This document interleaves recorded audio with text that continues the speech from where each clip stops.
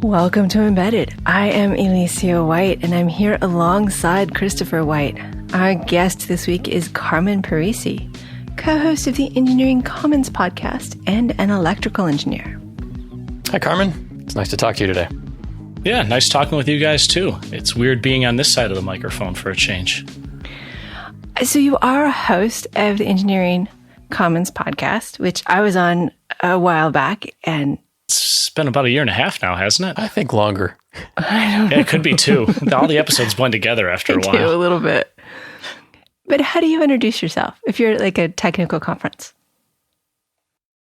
Usually I like to dim the ceiling, the dim the house lights, come in through a cloud of fog, strobe lights. What's your entrance music? Yeah, what's the music? I think I'll have to go with the classic Final Countdown. All right. Do you give them technical qualifications, or you just figure that's it and start? I let my name speak for itself. It's like The Godfather. People seek me out. No, I mean, longtime podcast host. It's been about 4 years now. Longtime listener of this one, by the way. Big fan. Oh, thank you. You're welcome. I've been an applications engineer in the semiconductor industry since I graduated school back in 2011. I actually went to school with former guest Alvaro. Oh, yeah. Yes, he mentioned that. I haven't seen him in a while, but I ran into him last time I was out in the Bay Area a few years ago. He's very busy making cheese. Yeah. Hi, Alvaro. In case he's listening. And since I started, I've worked at Intersil and Texas Instruments as an applications engineer, as I said, and I've been doing power electronics. Unlike a lot of your guests, I'm a terrible coder. But you're a good electrical engineer. I'd like to think so. Okay. I haven't gotten fired yet. That works. So you listen, so you know what lightning round is. Oh, yeah, I'm prepared. So we're just going to go into it. All right. Preferred voltage. 60 volts or less. Favorite flux. Favorite flux? Ooh, I like the kind that comes in the little syringes as opposed to the flux pen, so I can switch out the tips and get different sizes. Favorite fictional robot. I'm going to have to get some nerd points with this one. His name is Vape. He's an astromech droid, just like R2-D2, but he was the droid for Face, who was part of Wraith Squadron. And he's my favorite because he was modified to shoot out beer if you said the secret command. I think I just got out Star Wars'd. I have no idea what you're talking points. About. For extra nerd points, it was Ebla beer. Favorite non-fictional robot? Favorite non-fictional? I have to go with Curiosity, just because the landing was pretty cool. Yeah, it was. Yeah. Most hated electrical component. Most hated? Oh. I'm going to have to go with the processors because, they make my job difficult. Well, this has been a lovely time talking to you. Yeah, this is going to be one of our shortest podcasts.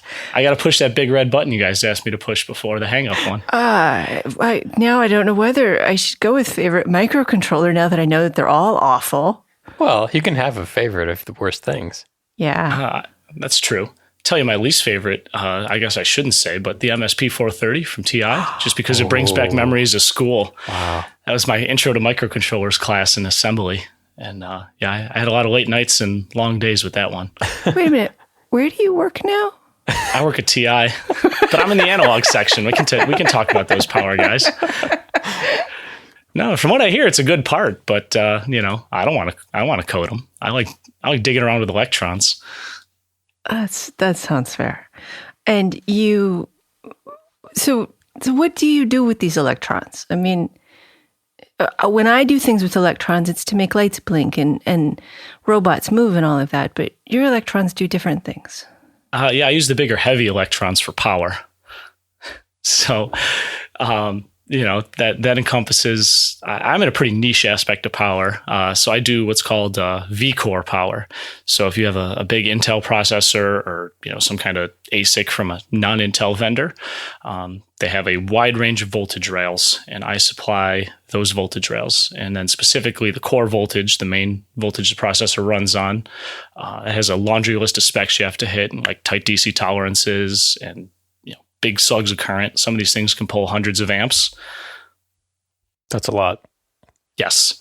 So at Intercell, I worked more on the low end. I was doing power products for like tablets and Ultrabooks, and I dabbled in desktop and some battery charger stuff when those guys needed help. But that was my bread and butter, was doing tablets and Ultrabook.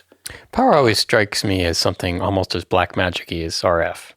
Yeah, I was going to ask about math. Am I mistaken, next. or am I just too afraid of it? No, I could see that. If RF is the black magic, then I don't know what I am. I don't know, mugging you in an alleyway somewhere. Yeah, it's not the sexy aspect of electrical engineering everyone talks about. Like when you go through school, they tend to focus on signal processing and EM fields, and that does come into play. But there's not too many schools with a good power program. What would make up a good power program? Well, we may as well go to the model. If you look at the CPIS lab, Center for Power Electronic Systems at Virginia Tech, world-class lab, and they've literally written the book on power electronics. When they started 40-ish years ago. So they have 4 different laboratories. I only know, I didn't go to Virginia Tech, but I did go there for a week this summer for some training put on by the professors who run that lab. And they do everything from low voltage DC to utility scale power. So as a software engineer, as an embedded software engineer, what do I need to know? I guess if I can have one goal for this podcast is to get you guys comfortable, at least with the lingo of power. So if you're trying to spec something, you know what you're doing. And you won't ask the question you see on Reddit all the time is, I have to run this controller. I only have 9 volts. I need to get 5. Can't I just use a resistor? The answer is no. Are you sure? I mean, because V equals IR and voltage drop, yeah. I should just be able to figure that out, I'd be out right? of a job. If it was that simple, I'd be out of a job. Yeah. No, the very short answer to no, I guess the slightly shorter answer is, it's not regulated. So as you pull different amounts of currents, especially if you're doing 300 amps at 1 volt, you're going to get some voltage drop. That I gets pretty big. And so you have no voltage left to work with if you do just that. And so I can calculate I need to drop 4 volts at a constant current. But as soon as my processor starts drawing a little more current, I'm no longer dropping 4 volts. Is that what you're saying? Yes. Yeah. You could go from dropping 4 volts to 100 volts if you're just using a simple resistor. It all depends on the load, that V equals IR. Yeah. So power electronics is the way to, make that resistor fancy, I guess, in simple terms. So what's inside a power switcher? I mean, now I have this idea of a bunch of resistors that now you're switching based on current. Yeah, and they're in little tracks. Yeah, and like trains. Yeah. Oh, yeah, pretty much. That's it. We have little trains inside the chips. So I guess before we jump from resistors right to switchers, we should talk about linear regulators first. And instead of using that, there's 2 basic components to that. There's a pass transistor, typically a MOSFET these days because there's lower dropout voltage. You can go from 5 volts down to 4.5 if you had to, whereas if you're using an older BJT one, you typically need more space, headroom. So you might need 6 volts to get down to 4.5 instead of going down to 5. And you have an op amp for some feedback that you connect to the output, a couple resistors, and a reference voltage. And you use that transistor basically as a variable resistor. And you use that to control your voltage drop across the device. And you go from 12 volts to 5 volts, but that gets very inefficient as you start pulling a lot of current or have big voltage drops. So that's where switchers come into play. Before switchers, there was one thing you said in there that always baffled me when I looked at setting up the whole power subsystem. And that was the idea that I needed more voltage in than out. I mean, if I only need 5 volts out, why do I have a minimum of 6 in? That doesn't make any sense. Why is there so much loss? Well, that's the fun analog world I play in instead of you digital guys. My transistors aren't just ideal switches. So there is some resistance associated with a transistor. And as we talked about before, that resistance, will drop some voltage as you pass a current through it. So as you pull, 1 amp from your linear regulator, you'll have some voltage drop associated with the transistor. And that specs how low you can go before the transistor drops out of its linear region and just shuts off. Okay. That makes sense. Now I assume I'm ready to design switchers. Wait, I have more questions. Oh, okay, go ahead. Fire away. Because I've got all these acronyms in my head that fly around at work, and now I want to ask them what they are and to explain them to me. Is it going to be LDO? It was exactly going to be LDO. Low dropout. Yes. I know that. Yes, low dropout. I don't know what it means. So that means kind of what we've been talking about. So if you use an older part, what's that one that everyone specs, like the 7805 or something like that? I don't remember part numbers very well. I always have to look these things up. The minimum on that might be 8 volts to get, you need at least 2 volts of headroom. That means, whatever you want your output voltage to be, you have to have an input voltage of at least 2 volts higher than that in order to properly regulate. So low dropout means you can get, with some of these LDOs, you can get down to a couple hundred milliamps. So if you only need 3.3 volts out, you might be able to get away with 3.5. And that comes from using different control topologies, but mostly from switching to newer and newer transistors that don't have as much parasitic resistance. Okay.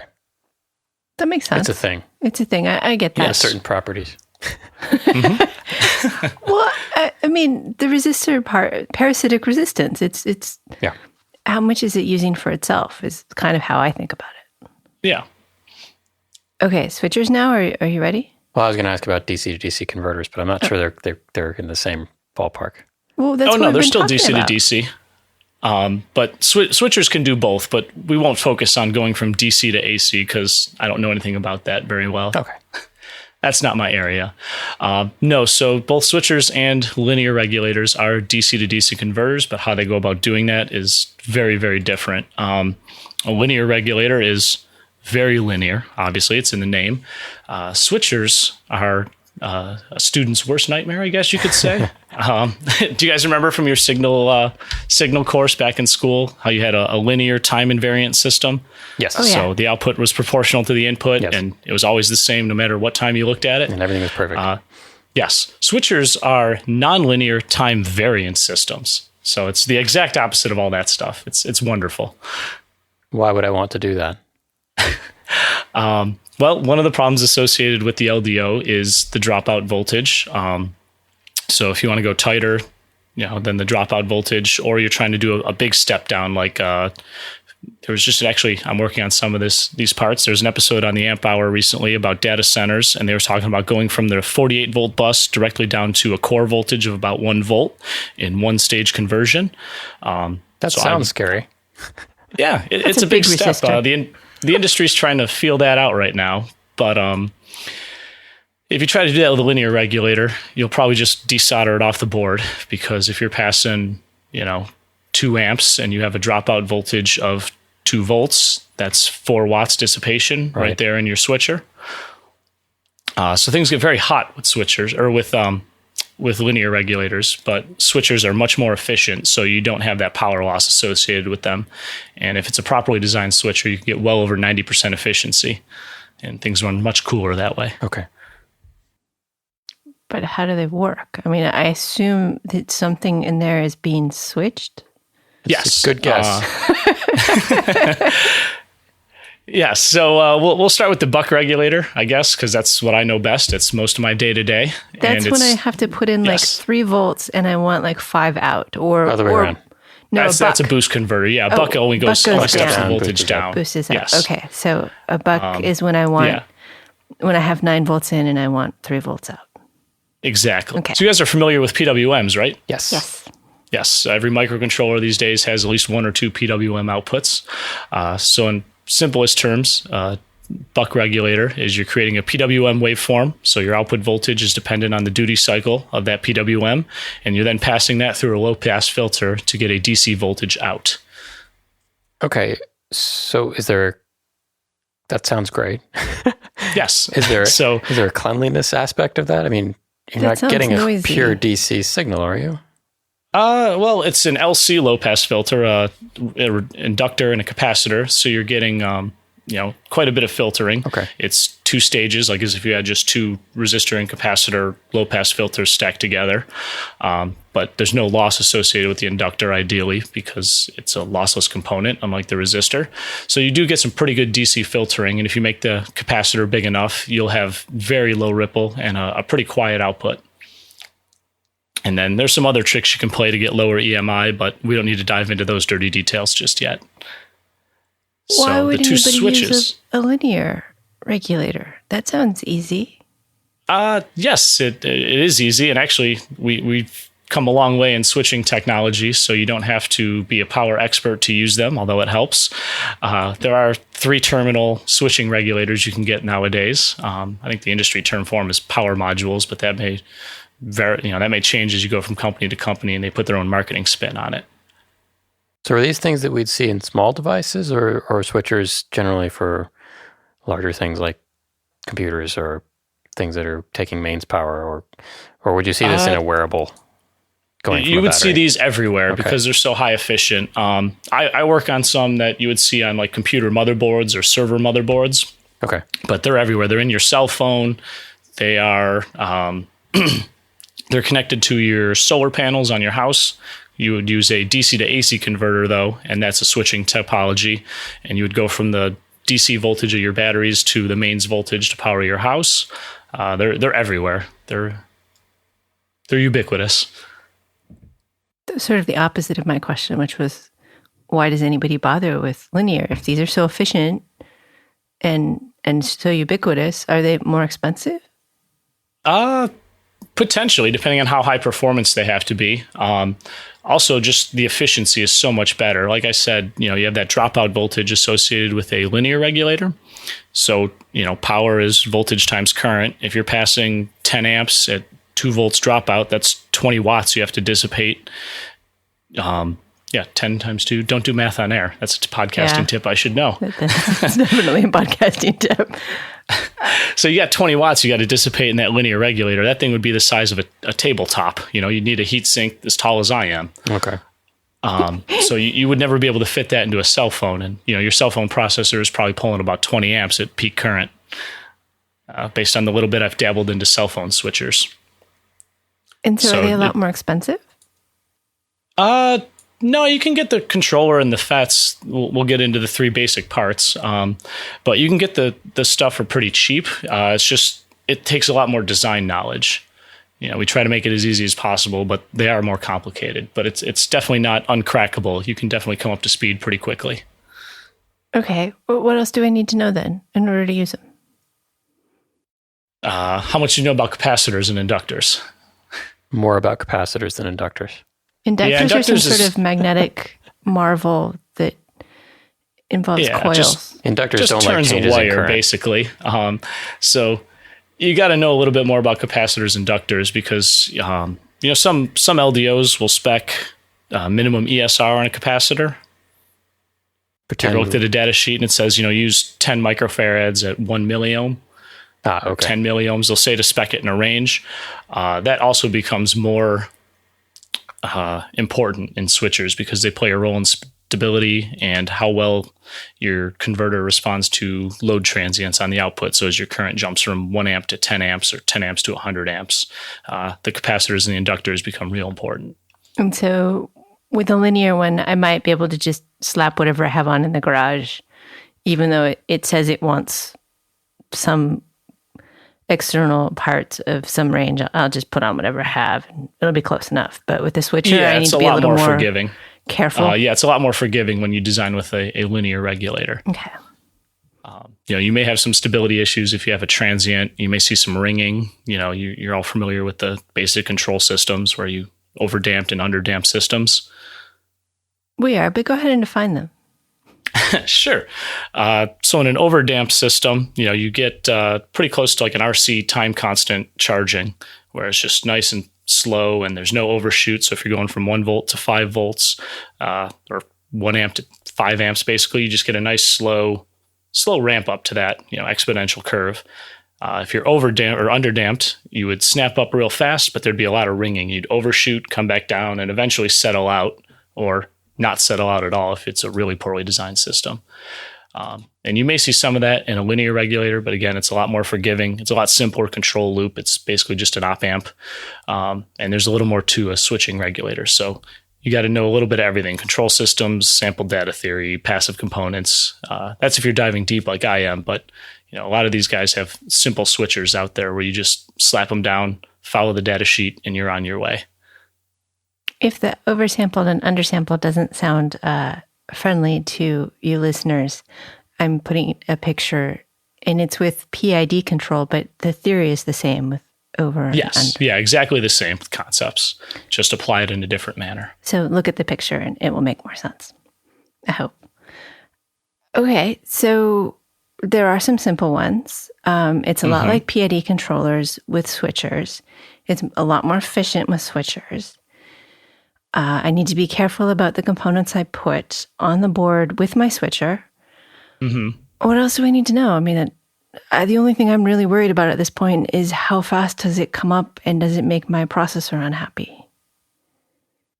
That depends on how fast your or how complex your processor is. For something like at the Arduino, they use just a simple linear regulator on that, I'm pretty sure. And that's not a very demanding power application. I'm pretty focused in a niche, so those big networking ASICs have quite a lot of requirements, like how fast you come up, how tight that DC tolerance is. Like, are you exactly 9 volts or 5 volts or 1 volt or anywhere in between? And then they have a lot of digital components, actually. So every now and then I get to dabble in the embedded world because these things get pretty complex these days, and there's all sorts of fun little digital features on there. Like what? Well, these days there's I forget when exactly it came around, but it's on like revision 3 of the spec. There's an industry standard open spec called Power Management Bus, or PMBus. Oh, and yes. It's pretty similar to I2C, but there's some differences, I guess, in how they format the commands and the data. And so what kinds of things can you control with that? Just voltage level? Well, like if you if you have a wearable and you have like 4 power rails, okay, and you have a 1.8 and you have 3.3 and you have 5 volts for something, and your processor runs off the 1.8, you can turn off the other ones to increase the efficiency. Oh, so this is the power management IC. Yeah. Is that a separate part, somewhere or is that in your built system in with you'd the have switcher? Well, the switcher has to have some digital stuff on its end to interpret the PMBus commands. But yeah, typically on a board that complex, you'd have something like that. There would be a system controller that would talk to the processor, or sometimes the processor itself would send out those commands and turn on and off regulators. So the spec's kind of wide open. There's a few registers that are agreed upon by all the companies in the industry that come up with the spec, and they say register 1 is the manufacturer ID. So you're talking to a TI part or an Intersil part or an Analog Devices part or whoever makes it, and then so on and so forth. And then they set a block of registers, are marked off as manufacturing registers, and you can do whatever you want with those. The sky's the limit as long as you document it in your data sheet. So some regulators will put in protection features, so you can say, hey, shut off at 20 amps or 25 amps, don't go higher than that. Some will let you change compensation. They also let you read back voltages and currents as well. So if you need some telemetry, you have to know exactly what your processor's pulling for fan management or anything like that. PMBus will let you do that too. And for current monitoring too. Some of them. Yes, exactly. Yeah, that helps set the protection features as well. Well, from a software perspective, knowing how much current you're pulling at different times can help you figure out where the system is going wrong. Or optimize your power usage. Yeah, optimize your power. Exactly. The power usage one is big. And my new job here at TI, I do a lot of stuff for data centers. And, if you can save a watt times 1 million servers, that adds up pretty quickly. Yeah. So they use the PMBus telemetry to really fine tune what their system is doing, and always run at that optimum point where they get performance and a low electric bill. We're jumping all over the switcher chart right here. We're every which way. Is there anything else I should know before I go out and put it on a board? Yeah, I've probably made it sound terrifying, and you should always consult with an expert, but it's really not. to hit the ground running, if you read some app notes, if you read the data sheet, I'm the same as you guys. I don't want to work harder than I have to. So writing a good data sheet and some app notes, answers a lot of questions, and you shouldn't be afraid to just dive in. So one of the things that people might encounter as they get deeper into embedded and not necessarily design boards, but get contact with more complicated systems, is that oftentimes there's multiple power domains, right? There's maybe a 1 point something and maybe a 1.8 and a 3.3 and a 5. And then you might have different peripherals that are all running off of those things. And it's all well and good to all plug that together. But, assuming you have a proper power design. Yes. But when things get more complicated and you start adding radios or storage or things that take transient power but high power for short bursts of time, what do people need to know about kind of a brownout situation? Or, I turned my BLE on and now my CPU doesn't work anymore. Or every time I write to my storage, something faults and it doesn't make any sense. Is that something people can learn about easily, or is it just kind of a trial by error sort of thing? That's a good question. It's something I'm trying to learn every day. Being in the IC industry, I'm kind of insulated with that. So I work on reference designs for a specific part, and I get to see them integrated, when I help debug on a customer setup. And that really kind of blows my mind when I see it sometimes too, whether it's a motherboard for a new laptop that's the size of a deck of cards, or something that's the size of my desk here that's going inside of a server. It's definitely an art. I don't know if you could just pick that up easily with an app note.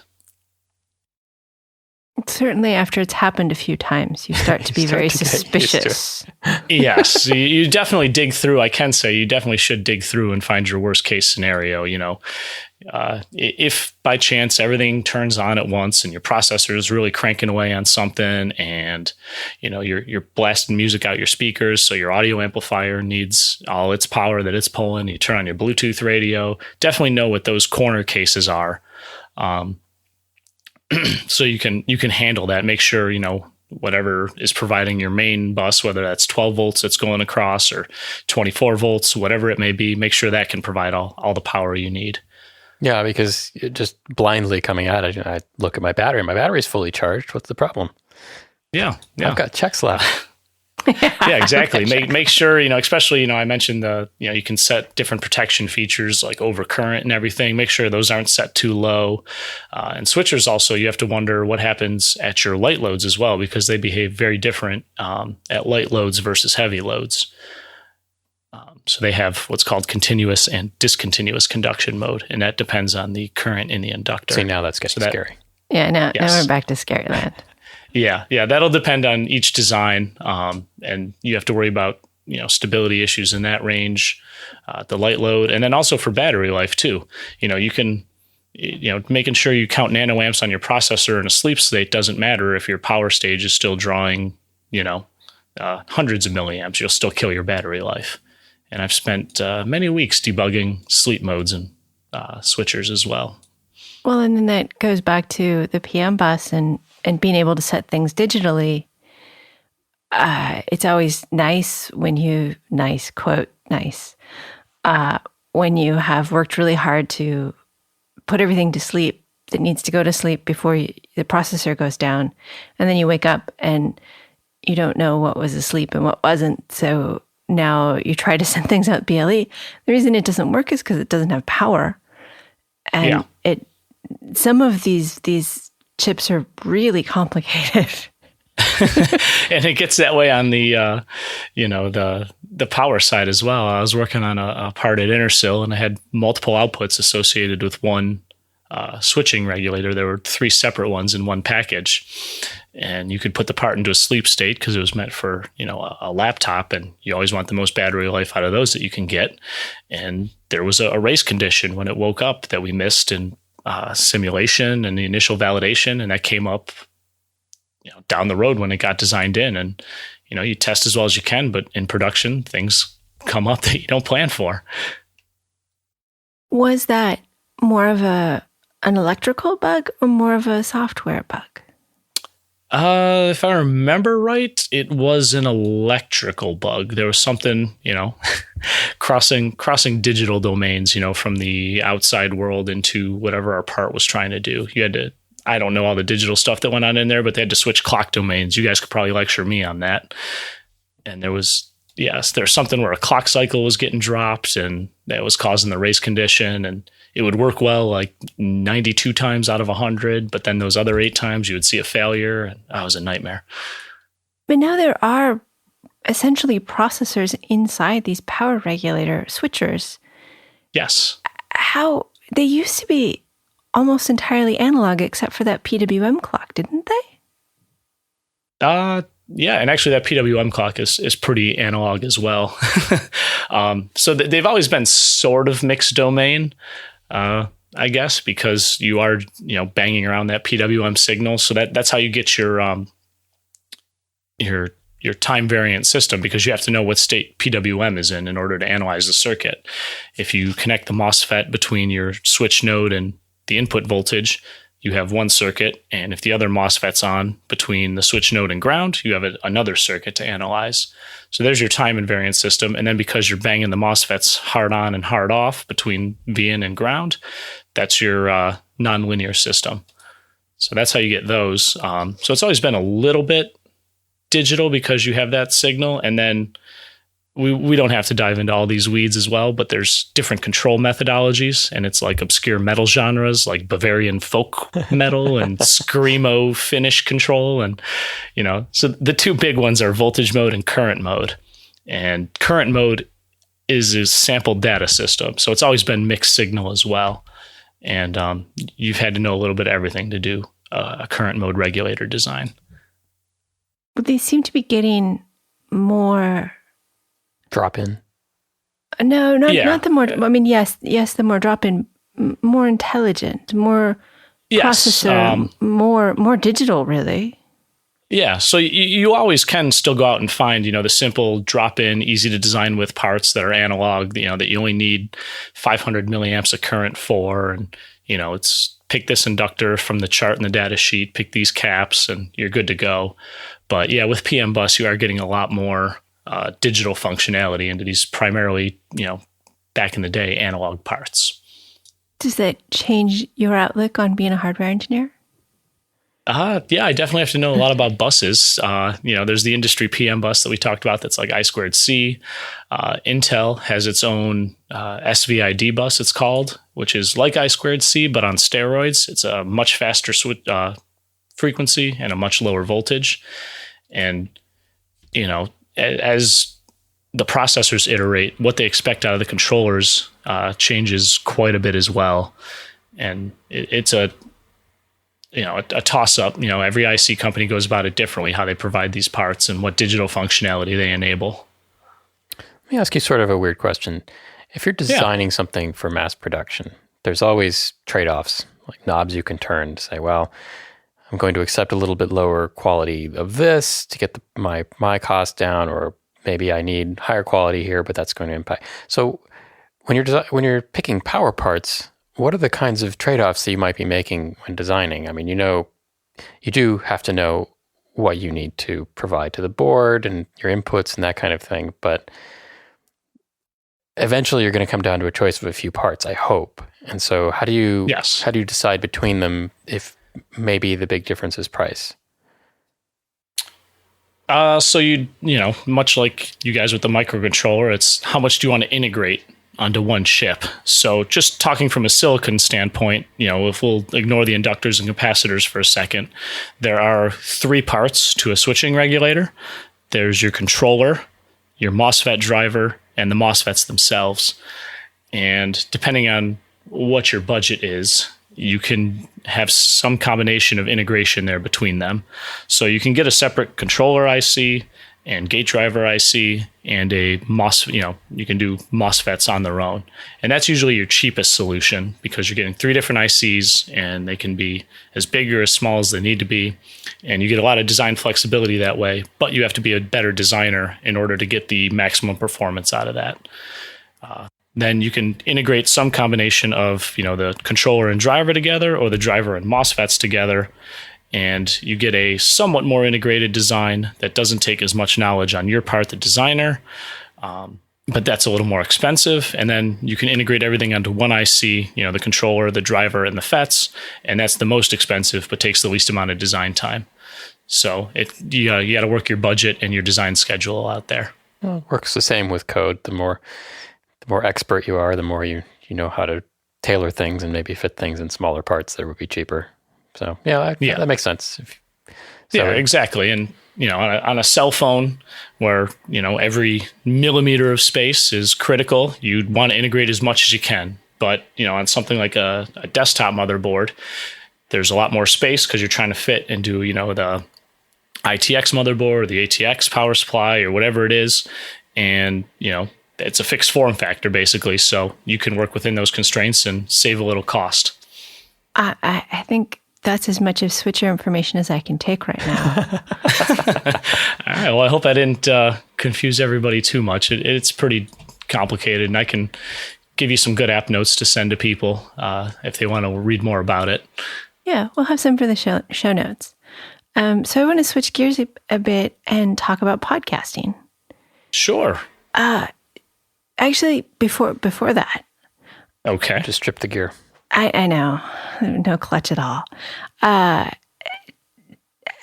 long have you been out of school? That's a more polite question than how old are you, right? Yes. Yeah, sure. So I don't mind. I'm 29 years old. I don't have to lie about my age. And I've been out of school for a little over 6 years now. I graduated in 2011. And how long have you been podcasting? 4 or 5 years now. 4.5, I want to say. So you were pretty early in your career path when you started podcasting. Yeah, I was. The Amp Hour started up. Don't tell Chris and Dave; they'll get a big head. The Amp Hour started up my senior year in school, and I've been listening since the get-go. I forget how I stumbled across that podcast, but I was like, "Oh, cool, an electronics podcast." So I got hooked into podcasts through them, and then Chris started the Engineering Commons, and when he left that to do other things, I threw my hat in the ring when Jeff wanted co-hosts. And you said, well, if Chris and Dave can do it, I totally can. No, exactly. How hard can it be? You speak to yourself in a room if there's a microphone instead of just doing it when no one can hear. How much of an impact has it had on your career? It's hard to say because I'm still getting shaped, but I can't say it's had none at all. Just hearing all the different stories from the engineers we've interviewed, I've kind of learned where I wanted to focus my career. I hear stories, and as funny as they are, about engineers on the road who live out of a suitcase for 20 weeks out of the year. I know that's not the life for me. And then, hearing from guys who've gone into academia, and Jeff himself, we hear from him all the time about getting a PhD and teaching, and there's a certain allure to that, but I don't think I'm ready for that right now. I like being in industry and doing a little bit of R&D work. And it's always nice when the experts come and talk to you, and you don't, it's kind of like they have the meetups after work, depending on where you are. You can often catch some expert talking about their area, and that's all nice. But podcasts, as a podcast host, you just invite them to come talk to you. Yeah, and it's amazing what kind of people want to come on podcasts. I mean, we got the CEO of iFixit to come on back earlier this year, and all I did was fire off an email into their suggestion box saying, "Hey, if you're interested." So it's been a crazy 4.5 years, but I've talked to a lot of cool people, yourself included. The iFixit thing, I have to admit, I saw that and I was kind of annoyed. Do you know how many times I asked them to be on our show? Ooh, we got a little bit of a rivalry going here. Well, and we have our sworn enemies, so we have to stick with those. Exactly. We're way better than that other electronics podcast. And you usually have a number of hosts. Yes. So unlike a lot of podcasts, we got 4 hosts instead of just 1 or 2. Yeah. And then you usually have one or two guests. Is that right? I think we only ever had two guests like once or twice. It's rare to have more. Yeah, you than don't have a lot of because, room if you're starting with 4 hosts. Yeah, exactly. And you could tell as you go through the episodes, depending on who's our guest, some of us will take a bit of a back burner to the conversation. If someone's done a lot more structural stuff or civil, Adam will take over and, he'll lead the charge. And if they're talking about academia, Jeff definitely has a lot of opinions coming from a teacher's perspective, but we're all students, so we'll chime in as we need to. And, as I brought in James from KEMET, I took the lead on that one. So we rotate out. We try not to be too congested, keep the signal to noise high. Having been a guest, it's a little intimidating to try to keep track of. I was taking notes on who everybody was and trying to answer questions like, well, a civil engineer, gosh, I have no idea how to answer civil engineering questions. Maybe I should study. Oh, yeah. And this is kind of how I feel answering questions coming from you guys. I'm like, oh, man, I've never had to explain it to non-power people before. I've been so far in the industry, I got to back up a second and remember how it was. But why? Why do you continue doing? Actually, no. Before that, I know I'm really just doing this again, aren't I? Sorry. That's okay. So, for hosts and a guest, who edits your podcast? Well, that falls on to Jeff. He's the champion of the podcast. He does all the editing. We try to help him out by, as the years have gone on and we realized, okay, we're not just screwing around here. We really like it. We've bought better equipment to give him, a better starting point, but it's Jeff doing the heavy lifting. And then why do you like it? I just like swapping stories, it's getting together with 3 guys who, I consider myself friends with, even though I've only met Brian. And actually just that week I was in Virginia Tech, he happened to be taking the same class. I've been talking for 4.5 years. I've seen people have kids. I've seen people get new jobs, people, change jobs, and it's cool. And then our guests come on and you hear from a guy who's worked on diesel engines and, for mining equipment. And you're like, you just hear all these stories. And as cool as everybody is, it's fun to find those little threads where everybody intersects, where, oh my God, I had to deal with the bureaucracy at this company. And then, all these meetings. And I finally got to sit down and get some work done. Everybody's different, but they're still the same. Yeah, I like the threads. I like hearing similar things from different people. And yeah, it's just amazing how some things are so totally different than I expect. And some things are just the same. Yeah. Yeah. The war stories that you swap, you guys may sit and debug lines of code only to find out you're missing a semicolon somewhere. And I can, spend a bunch of time wondering why nothing's working right, only to discover, everything looks like hell because the ground lead of my oscilloscope fell off. And that's why I see a bunch of noise on the screen, on the oscilloscope screen. I did that a few weeks ago for almost an hour. So, yeah. Yeah. It all just depends on where you want to bang your head against the wall. I can't do it with code, but I can do it with, oh man, the wrong resistor value got soldered down and it's supposed to be 1K, not 10K. Whereas that drives other people mad. At least with code, the letters haven't been getting progressively smaller. That's true. Given my vision, it seems like they might be. Back at Intercell, I doing this stuff for tablets and Ultrabooks. Now it's great. Everybody's got a little space in the server side of things, so things aren't quite so small. But you're trying to debug your part on some of these little tiny motherboards. That's another fun thing I've done is surgery on tablet motherboards, and they're using 0201 components. And the amount of caffeine, it's not a joke. It would make a difference. I'd sit down under the microscope with my finest tweezers and my tiniest soldering iron tip, and you couldn't get your hands straight. You'd have to go take a walk and a glass of water and come back later because those boards are very fragile. You'd lift a trace or what have you, and it's crazy. All right, so let's shift gears again. Okay. This time maybe I'll stick with one plan. How many gears does this transmission have? So many gears. So many, probably more than my Honda Fit. I've been really interested in semi trucks lately, so I'm all about lots of gears. We have an episode on that if you want to download it. Ooh, yeah. Will it teach me how to drive a semi truck? No. Because I kind of want to learn. But if you want to learn about gears, we got that going. I'm not sure audio is the way to learn to drive or operate heavy machinery. Just like podcasting. How hard could that be? Okay, we have a listener question. Sure. As someone who has recently gotten into embedded systems as a hobby, I wonder if you know of any equivalent advice on being a grown-up hardware engineer. The listener goes on to say he knows just enough to get his boards to the point of works for me, but there's always this feeling of missing a resistor or capacitor or something that really should be there in order to have it be more reliable.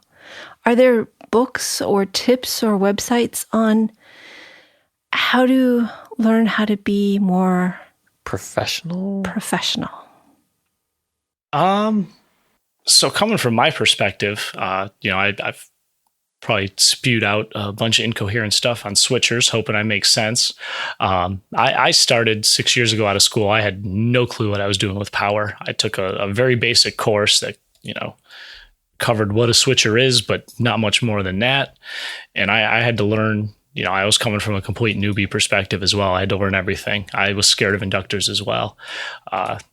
What worked for me was reading anything I could get my hands on. No matter how crummy the app note was, I could always find something in it to learn, and not being afraid to experiment, whether it was getting my hands on an eval board or, I had to design my own. It was my job.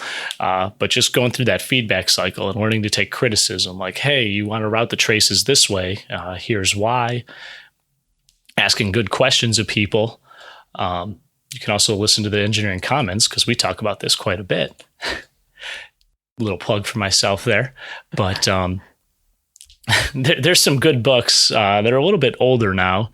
There's one, Analog Circuit Design, Art, Science, and Personalities, and then The Art and Science of Analog Circuit Design. They're edited by Jim Williams, but they're just stories by all these guys who were related to the semiconductor industry some way, whether they're designers or apps engineers. And I chose them because they were near and dear to my heart. That's what I went to school for, was IC design. I wound up being apps because it's a lot more fun than driving a simulator all day. But, stuff like that, it just gives you the human side of how they approached a problem. And you learn like, everybody struggles from this stuff. Everyone's wondering if they're missing that resistor and capacitor. So that helps you get over that imposter syndrome because we all feel it. Are you familiar with Michael J. Gayer's How to Diagnose and Fix Everything Electronic? It sounds familiar, but I can't say I've read it myself. No, is it in similar vein? It's a little focused on diagnostics. Like you're given a broken thing, what do you do next? But there's a fair amount of personality in it, of all the things he's had to fix over his lifetime. Mm-hmm. There's stories like that in these books too. And yeah, stuff like that is great. Another one, a guest on the Engineering Commons, has come on a few times. He's got a book, An Engineer's Guide to Solving Problems. And again, it walks you through, how to troubleshoot, how to approach, where to start. From personal experience, I can say, keep it simple. Don't just immediately jump to, oh my God, everything's broken, or there's some crazy second order effect I never thought about causing everything to go wrong. A lot of times I forgot to turn the stupid input supply on. So that's why I'm not starting up. Or, I thought I plugged the cable in, but I didn't. Or, my scope probe is hooked up to the wrong node. And just the number of silly mistakes I've made that way and still make to this day happens all the time. And you learn, okay, let's start simple. Is everything actually plugged in? Have you turned it off and on again? Really is a good troubleshooting tip. Because you usually discover you never turned it on in the first place. Yes. Exactly. Yes. Yeah. Well, what's that? I've seen it a couple times online. All the IT support guys say, sometimes dust gets on the cable. Can you blow on it Exactly. for me and plug it back in? And it's just to have them check and see if it's actually plugged in. So start simple and just, work your way down, and don't be afraid to blow stuff up. I've done it on co-ops. I've done it on internships. I've done it on the job. I've accidentally broken customer boards, and it happens. It's part of being an engineer, is making mistakes like that. Well, I think what you're saying about stories is a good point, because we do pick up a lot of institutional knowledge that we don't get in school, and we don't get working on our own. When we have coworkers, and particularly good coworkers. Mm-hmm. And yes, you have to be really lucky to get, connected with good mentors or people who are willing to show you their tricks and the mistakes they made and that kind of thing. So getting a jump start by reading, finding accounts and things like that. Listening and going back and rereading as well. Yeah. I've paged through those books quite a bit, and they talk about circuits I never understood.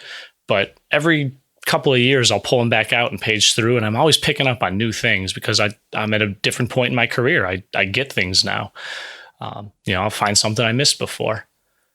And learning to ask good questions, knowing when to ask a question. Don't quit 2 minutes in, quit 2 hours in. Quit 2 days in, depending on your, what kind of time frame you're working on, and then go to an engineer, above you and say, hey, here's what I've tried. This is where I'm struggling. And, the advice they give you will click so much better if you've struggled through it yourself a little bit.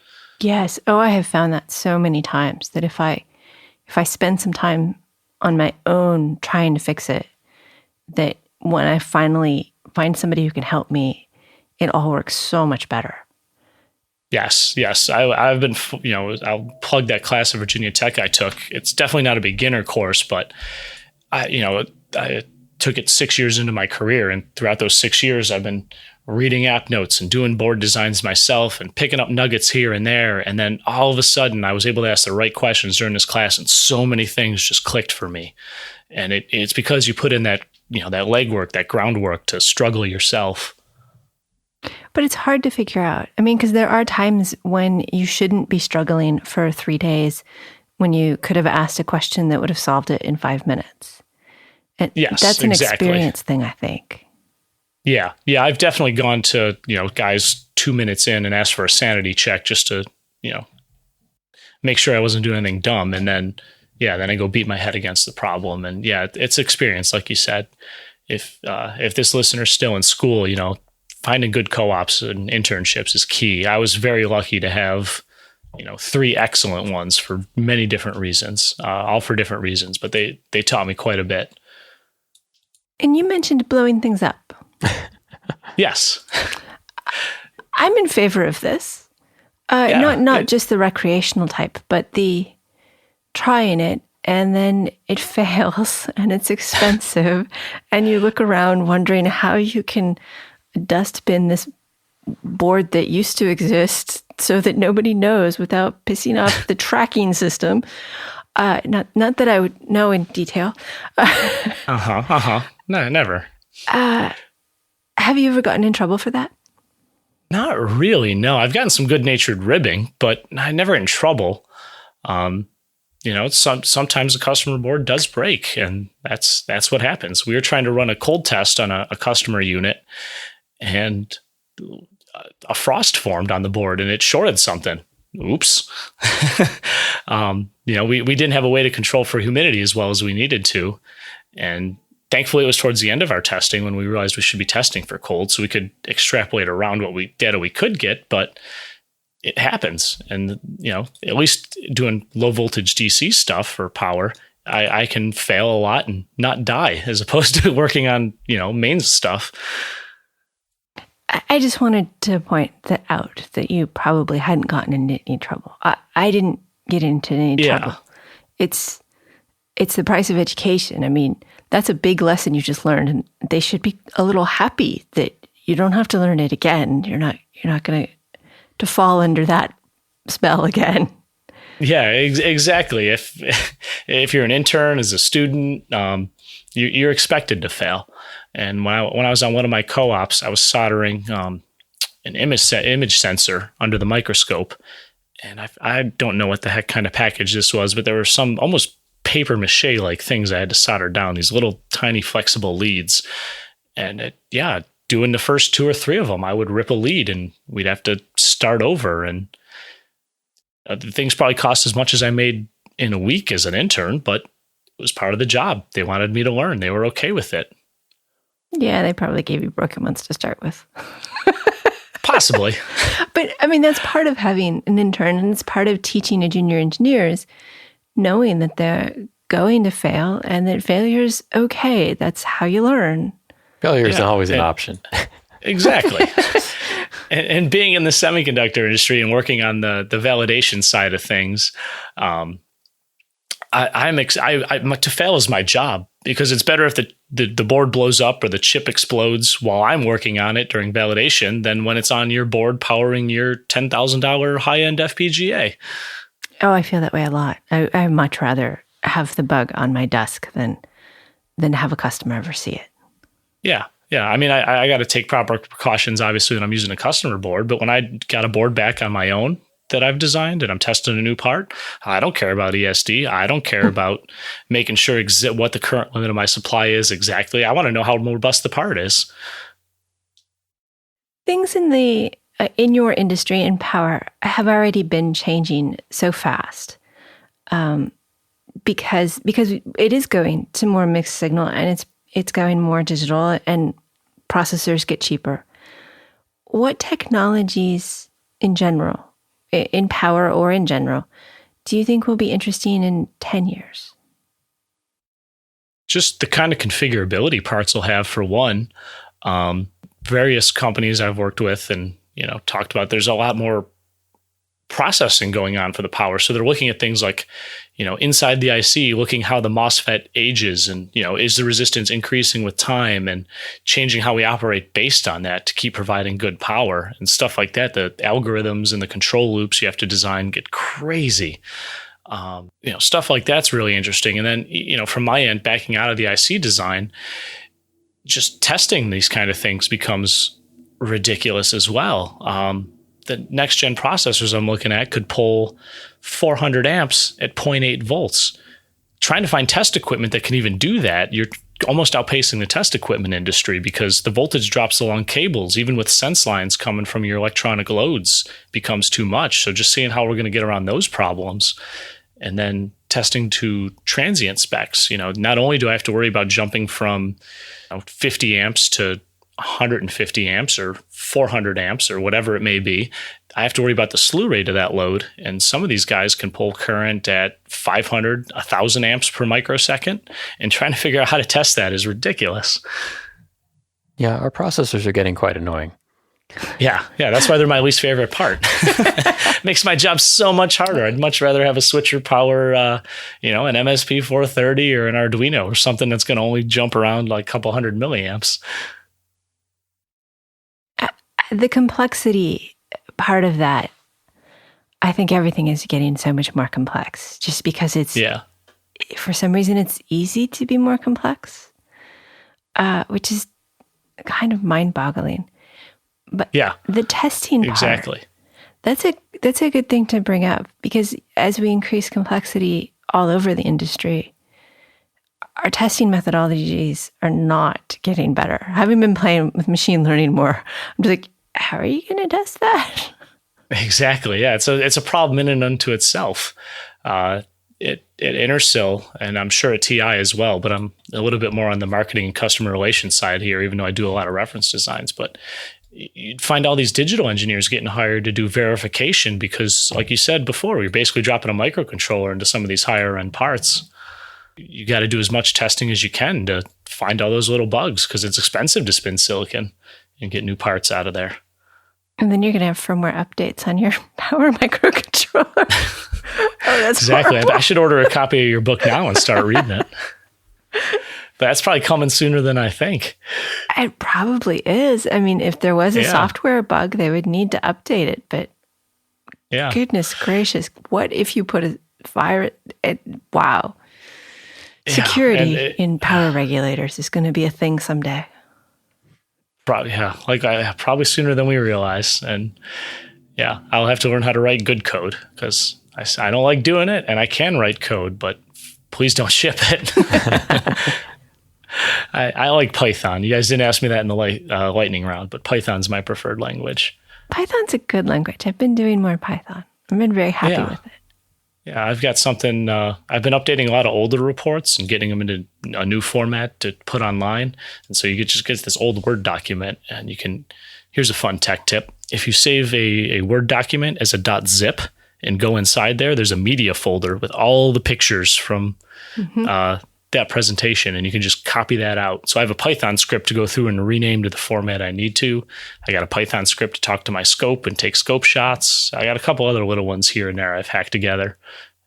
and there's no pressure for shipping it because only I have to use it. Having done some C++ and Python together recently, I'm surprised at how the new C++, not the C version that I learned in the 90s, but the new has containers and templates and polymorphism and all that stuff, C++. You're taking me back to some terrible flashbacks in school. I thought I wanted to do robotics for a while, and C++ gave me a lot of trouble. It's closer to Python than it used to be. Is it? It is. Yeah, I can't say I've used it too much because I tried to avoid it. But it's good to know it's useful if I ever need, or easy to learn if I ever have to get back to it. It's not easy to learn. Don't listen to her. It's not easy to learn, but just like switchers, but you can do it. One of the things that's hard about it is these libraries, except if you've been playing with Python for a while, the libraries start to look familiar. You're used to lists and sets and all of those things that are hard to implement in C. Yeah. I mean, I'm not an expert in Python by any means, but it's nice to be able to look at some example code and figure out how I want to modify it at least. All right. Well, we're pretty far off our hardware engineering topic, and I think we're just about out of time. Chris, do you have any questions before we let him go? I had a question way back, but it's back on topic, so we shouldn't go all the way back on topic. It is so far from where we are now. So, a million years ago when I worked at a startup, we did core routers. And one of the features of the core router was that it had 90 amp DC power input, something like that. And there were these giant copper bars. And I was always impressed by how thick the power inputs were because it drew a lot of, I think it was several kilowatts. Yep, that sounds about right. But what I never understood was why data centers and router, racks and things in data centers, why DC power was the way to go.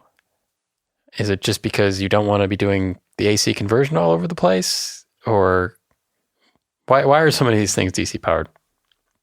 That's a good question. That's on almost a utility scale. I can't say I know too much about that sort of thing. But yeah, there's got to be a reason. It must be easier to bus, in data centers, there's a 48 volt bus that goes around the whole data center. Yeah. That's at a couple kilowatts, and they got to have their reasons for it. If I had to guess, a slight guesstimate, I would say because, going from AC to DC requires bigger, it's at 60 hertz or 50 hertz, depending on where in the world you are. And to do magnetic components for that are pretty big. And so one of the things busting around DC and, doing it that way is you can use a switching topology to go from AC to DC as well. That's what's in like your iPhone charger and stuff. And you can use nice small transformers and high frequency. So it's got to just be from a cost standpoint. If I had to pick a starting point to answer that question. I'll accept that. Sounds good. All right, then, Carmen, one more question for you. And that is, do you have any thoughts you'd like to leave us with?